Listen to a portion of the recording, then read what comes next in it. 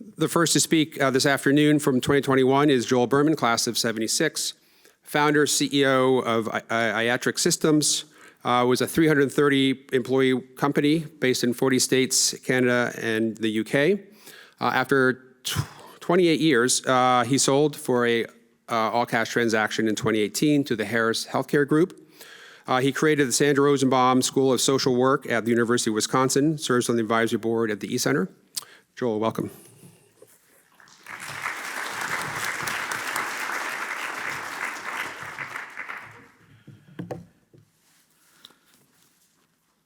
I guess the best part is I get to take my mask off. I'm still trying to figure out which part of every building was here when I was here and which part is new. But as Ian said, I formed a company in 1990 consisting of one person, me.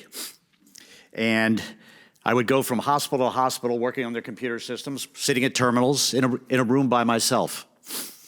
And along the way, I figured out I could do that at home. But I didn't do it enough. One day, I was living in Danvers, Massachusetts, and I had to go to Stoughton to visit a client. Stoughton's about an hour away. And it took me an hour to get there. While I was there, it started to snow. It took me 3 hours to get home. When I got home, I came through the door, and I expected my wife to say, "You poor thing."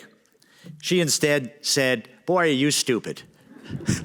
Because she said, if you work more at home, you could get a lot done and you wouldn't spend 2 hours on the road and be as aggravated. So I went on to form a company 30 years ago where everybody worked at home.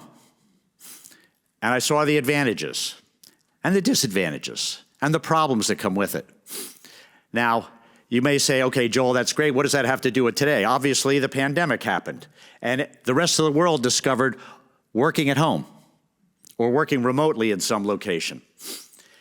And you'd be surprised the number of people that call me up and go, "Hey, Joel, I want to pick your brain on that subject." So I think there's a great opportunity because I don't think this is a one-time event. I think there could be more pandemics. But I think also businesses discovered that there were some great economies. There are some advantages to being able to hire somebody and say, "I don't care where you live, as long as you can do the job for me." I had a guy who lived on a boat in Key West. I didn't care. But the challenge, I think, here is, how do we make it all work? I think most of you are sick and tired of sitting in front of a Zoom screen. Whether you're students, whether you're in business, I've heard educators talk about how students are suffering because they had to work. They're trying to teach a 5-year-old how to spell remotely. It's not fun.